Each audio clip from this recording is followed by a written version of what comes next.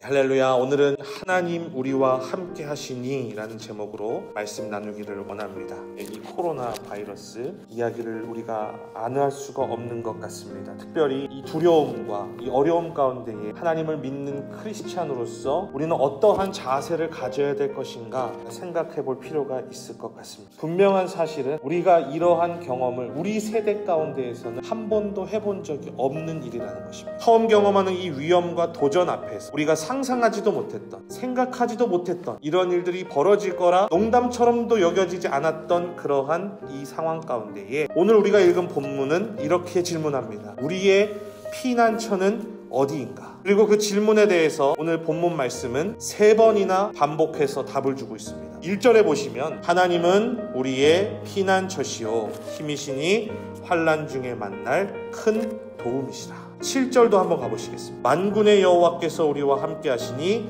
야곱의 하나님은 우리의 피난처시로다. 마지막 11절은 만군의 여호와께서 우리와 함께 하시니 야곱의 하나님은 우리의 피난처시로다. 오늘 말씀을 통해서 시편을 기록한 기자와 이스라엘 백성들은 하나님께서 모든 자연 만물과 역사의 주인이다 라고 고백합니다. 그리고 그 자연과 역사의 주인이시 만들기만 하시고 손을 떼신 것이 아니라 지금도 그 가운데에서 역사하시는 일하시는 그 하나님께서 그들과 우리와 함께 하시며 우리의 힘이 되어주시고 그 어떤 환난 가운데에서도 그들을 도울 것이다 라고 시편을 통해서 찬양하고 있습니다. 하나님은 우리의 피난처시요 힘이시니 환난 중에 만날 큰 도움이시다. 이 1절과 만군의 여호와께서 우리와 함께 하시니 야곱의 하나님은 우리의 피난처시로다. 이 구절은 가장 핵심되는 구절인 것 같습니다. 이 말씀을 통해서 다시 한번 하나님께서 우리에게 주시는 그 위로의 말씀을 들으시는 저와 여러분 되시기를 주님의 이름으로 축원을 드립니다. 이 말씀을 가지고 우리가 한번 적용을 3가지로 해보겠습니다. 첫 번째로 우리는 우리의 하나님, 유일하신 하나님, 그 하나님께서 온 역사와 우주의 주인이시고 지금도 그분의 주권 아래에 모든 역사가 흐르고 있다는 것을 믿어야 합니다. 우리가 하나님의 뜻을 다 알 수는 없지만 분명한 것은 그 가운데에 하나님의 뜻이 우리가 모르다 할지라도 하나님의 뜻이 있고 지금의 이 상황도 하나님께서 허용하신 뜻 가운데에 놓여 있구나.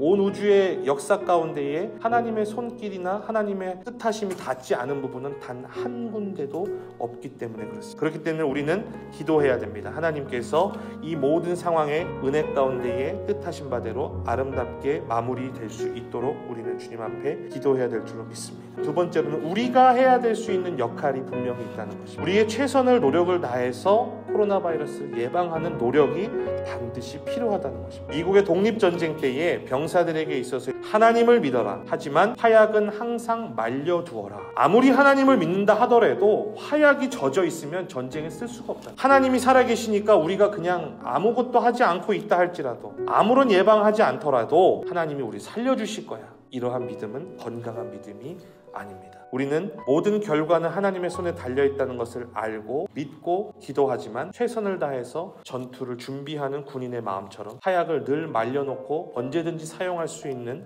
준비를 하는 군인의 마음과 같이 우리도 안일한 마음보다는 미리 예방하기를 힘쓰고 또 여러 가지 흉흉한 소문보다는 보건당국과 정부의 지침을 이 매사추세츠 주정부나 연방정부의 이런 지침을 가벼이 여기는 것이 아니라 잘 따를 수 있는 그러한 우리의 노력이 반드시 있어야 될 줄로 믿습니다.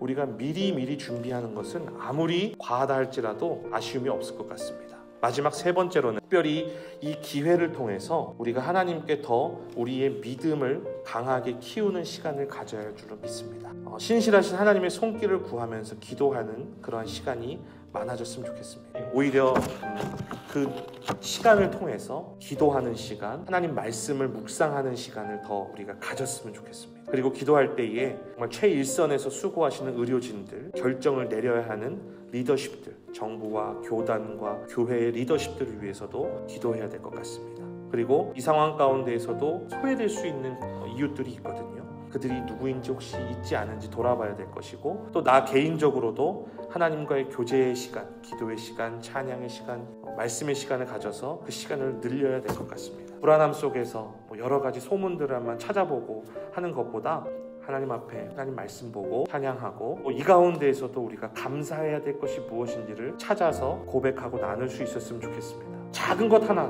그래, 그때는 내가 아무렇지 않게 했는데 이제는 정말 악수 한번 하는 것도 어려운 시대. 얼마나 그게 감사한. 그러니까 지금도 할 수 있는 것 나중에 못 할 수 있습니다. 감사할 것들을 찾아서 하나님께 더욱더 나아가는 이러한 실천들 통해서 우리가 더 성숙해지고 이 위기를 기회로 만드는 저와 여러분 되시기를 주님의 이름으로 축원을 드립니다. 기도하겠습니다.